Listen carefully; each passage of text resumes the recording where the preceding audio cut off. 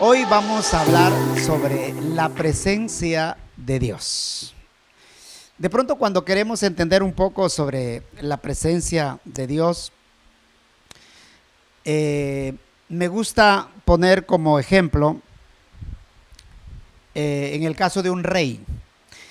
Por ejemplo, qué beneficios, qué privilegio es cuando una persona común, vamos a decirlo así, o quizás usemos un término como un ciudadano, pueda estar delante de la presencia de un rey.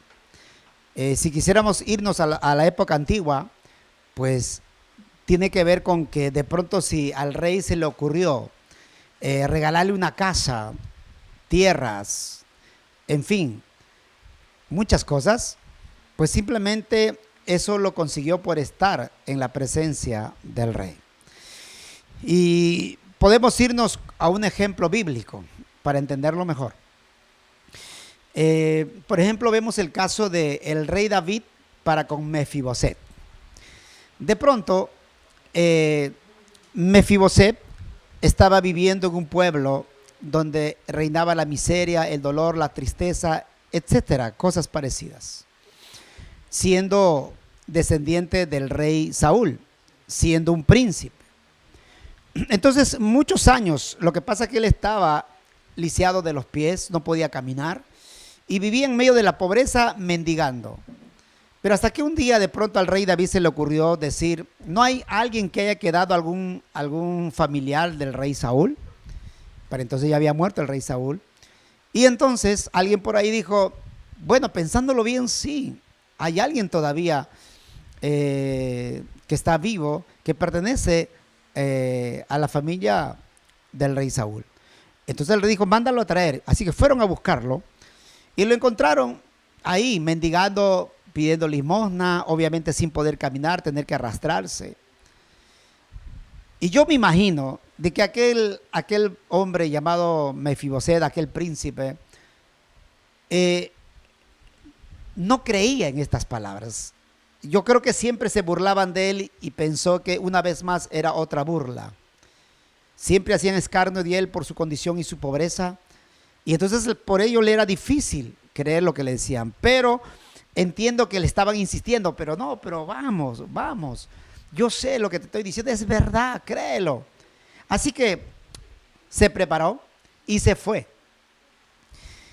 Y cuando llega, efectivamente estaba delante del rey. Y que, para resumir la historia, ¿qué es lo que le dice el rey?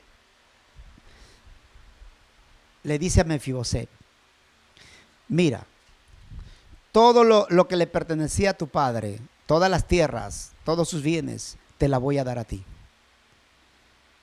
Se lo entregó. Y añadiendo algo más, le decía, de aquí en adelante vas a vivir en este palacio. De aquí en adelante vas a comer con nosotros. Te vas a sentar en la mesa del rey. Mire todo lo que ocasionó por el simple hecho de estar en la presencia del rey. Entonces, yo creo que todos queremos una bendición igual o mayor que la de Mefiboset. Que si es posible en Dios, claro que sí. Pero necesitamos darle la debida importancia a lo que vamos entendiendo lo que es la presencia de Dios. Pero una cosa obviamente es saber que lo que es tener conocimiento sobre la presencia de Dios. Otra cosa es buscar la presencia de Dios. Otra cosa es encontrar o vivir en la presencia de Dios. Y otra cosa también es no solamente haberlo encontrado, sino saber esperar siempre en la presencia de Dios. Y por último, en este punto, qué importante es no solamente estar en la presencia de Dios, sino pedir que se manifieste Dios a través de su presencia. Entonces, nosotros vamos entendiendo. Si le damos ese valor a la presencia de Dios y logras estar en la presencia de Dios y pedirle que se manifieste, te aseguro que tu vida nunca más será igual. Nunca. Permítame ponerle otro ejemplo, la del mismo rey David. El rey David, recuerden que era un muchachito que estaba pasteando ovejas ahí en el campo. Pero un día Dios le habla al profeta Samuel y le dice: ¿sabes qué? Quiero ungir al próximo rey de Israel. Anda, ve y busca ahí en la familia de un tal Isaí. De uno de sus hijos yo voy a escoger un rey. Entonces el profeta se fue. Llamó al padre de la casa y le dice: ¿sabe qué? Quiero que me traigas a todos tus hijos acá, porque Dios de aquí de tu familia va a nombrar al próximo rey de Israel. Ellos no lo podían creer. Entonces, así que el padre llama a todos sus hijos, o al menos a los que estaban en casa. Hicieron fila.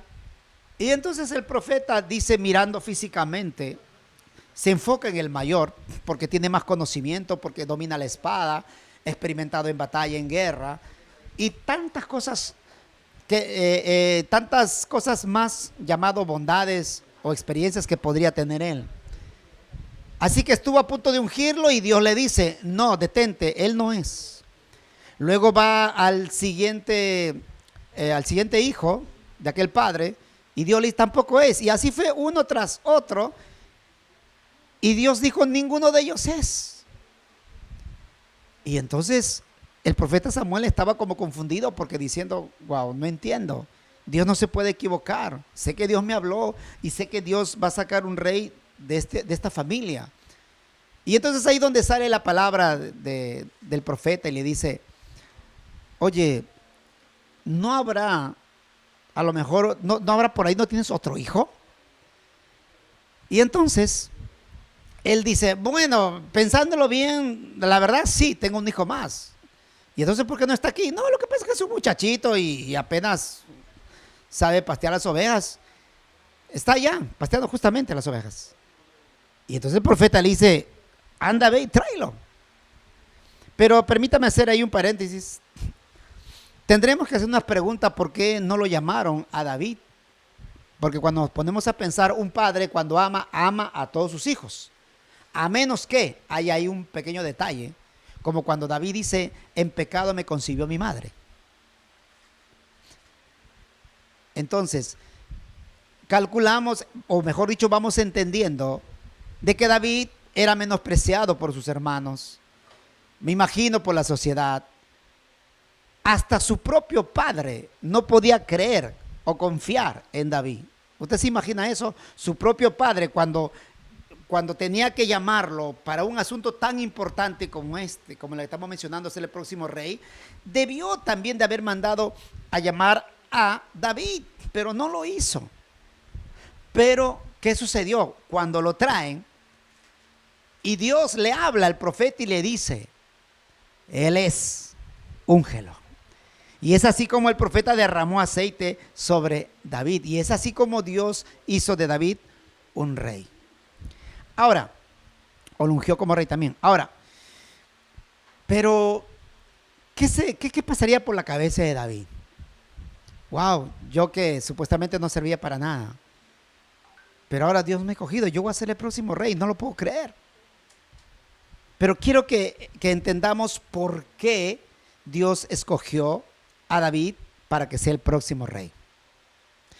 Lo que ocurre es que David, cuando leemos la Biblia, encontramos que él era todo un adorador. Le gustaba adorar a Dios. Por eso tocaba él el arpa, lo que le llamaban instrumentos. David le gustaba estar en la presencia de Dios. Y conste que David no lo hizo porque iba a ser un rey, porque él ni enterado estaba. David no lo hizo porque, wow, le iban a dar un gran dinero, por eso que iba, o de repente David quería adorar y estar en la presencia de Dios por un milagro, por una sanidad. No, David adoraba a Dios, se deleitaba en adorar a Dios. Qué hermoso era estar en su presencia, en la presencia de Dios. Por eso vamos entendiendo.